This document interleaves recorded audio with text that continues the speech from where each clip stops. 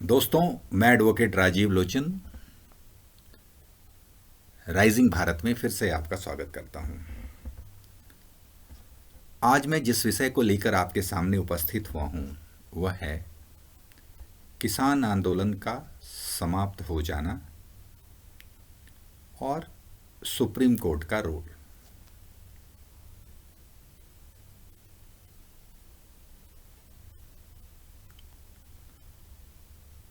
दोस्तों,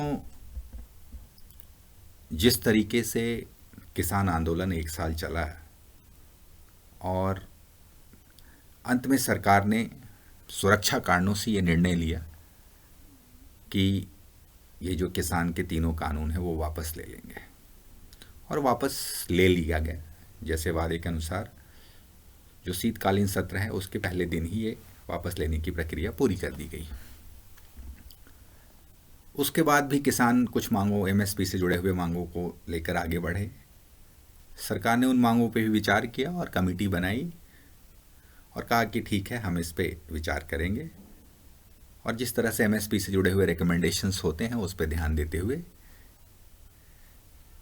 किसान के लिए काम करेंगे। तो इस तरीके से एटलीस्ट सरकार की जो नीयत है वह बहुत ही, या मंशा है, वो क्लियर हो गई कि वो किसान के लिए अच्छा करना चाहते हैं और जो भी संभावनाएं हो पाएगी किसान के लिए वो करने के लिए तैयार हैं। और वो किसानों से किसी भी कीमत पे, ना किसानों को वो परेशान करना चाहते हैं, ना दुखी करना चाहते हैं। और जिस तरीके से हम कहते हैं कि भारत की आत्मा जो है वो गांव में बसती है और गांव में जो मैक्सिमम कंट्रीब्यूशन है वो हमारे किसानों का है। तो इस तरीके से किसान आंदोलन जो है आज समाप्त हो गया और मुझे लगता है कि इससे जुड़े मुद्दे भी जो है उन पे विचार किया गया और सरकार इसके लिए कमिटेड है। लेकिन जो एक दूसरा पहलू है वह है सुप्रीम कोर्ट के रोल की।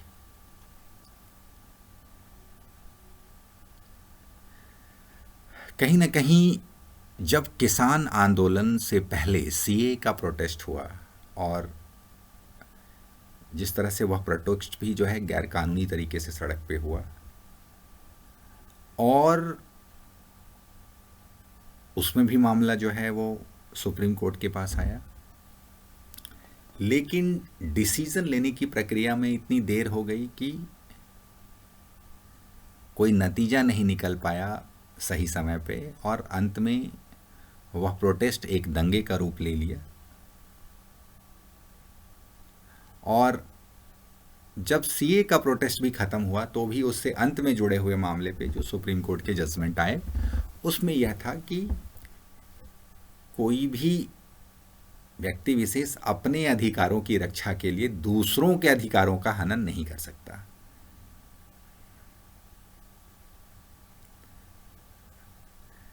तो सुप्रीम कोर्ट के अपने ही हुए दिए हुए जजमेंट को अगर हम रेफर करें किसान आंदोलन में, और जब ये मैटर सुप्रीम कोर्ट के पास आया तो कहीं ना कहीं यह सुप्रीम कोर्ट के पास अपॉर्चुनिटी थी कि अपने पुराने ऑर्डर के रेफरेंस से ही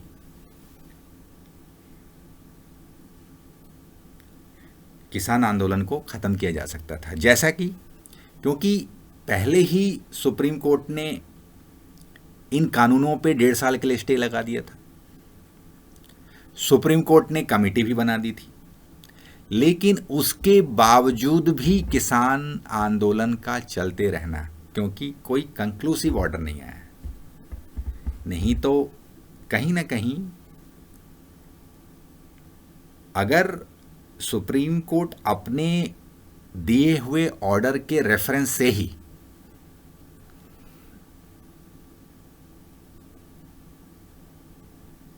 अगर ऑर्डर पास कर पाती कि आपकी मांगों पे विचार किया गया और मांगों पे विचार करते हुए कोर्ट ने तीनों कानून पे एक लंबे समय के लिए स्टे लगा दिया, नंबर 1। नंबर 2, आपके डिमांड के हिसाब से कमेटी भी बनाई गई और जो सभी बिंदुओं को विचार करते हुए अपनी रिपोर्ट सौंपेगी।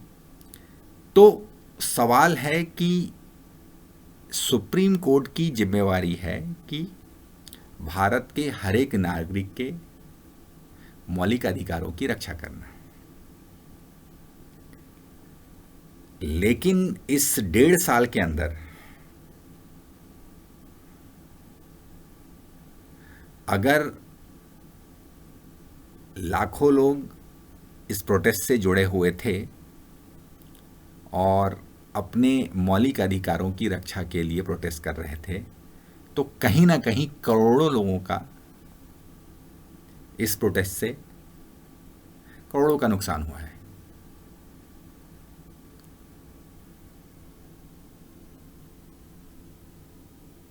और जो मौका सुप्रीम कोर्ट को मिला था जनता के बीच या आम जनता के बीच भरोसा कायम करने का, वो मौका कहीं ना कहीं,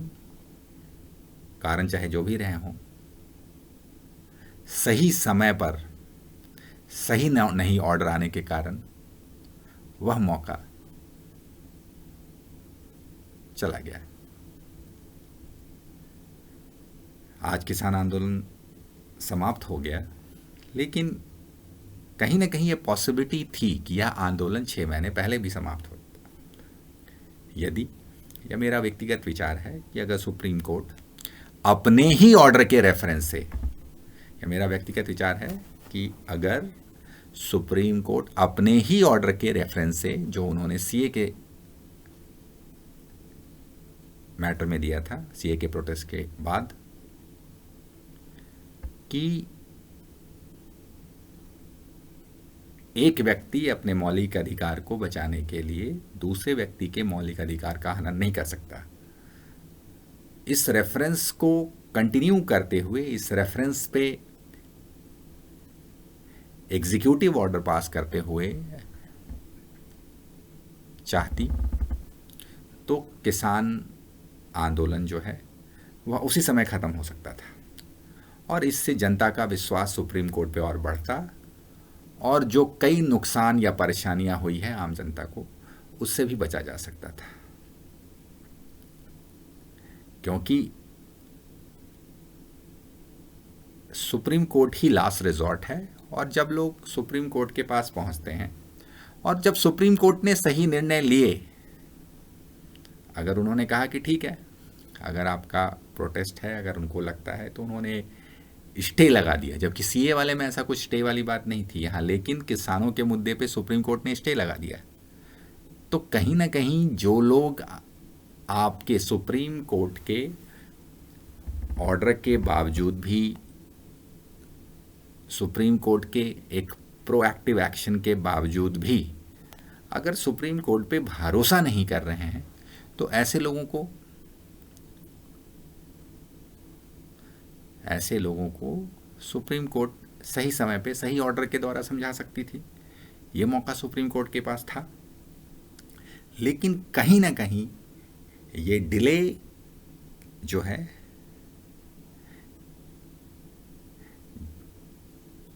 और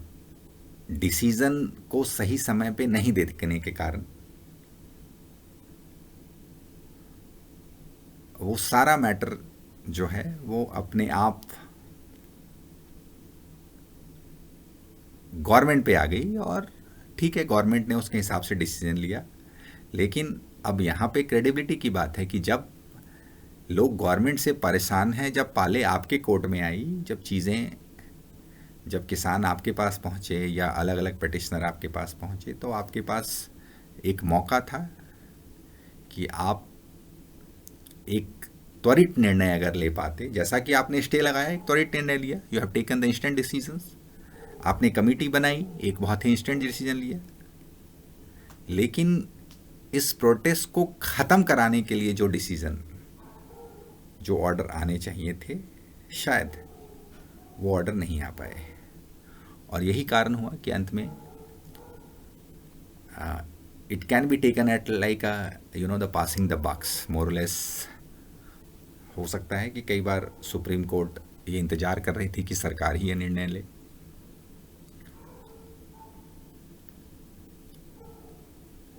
जबकि इसमें दोनों पार्टी के कई पिटिशन आए, जो कॉमन मैन के भी पिटिशन आए, जिनके फंडामेंटल राइट्स का वायलेशन हो रहा था क्योंकि ये सड़क पे बैठे हुए थे। लेकिन ये निर्णय और त्वरित निर्णय, जैसा कि मैंने पहले भी कहा कि justice delayed is justice denied, तो यह मैसेज जो है जनता के पास,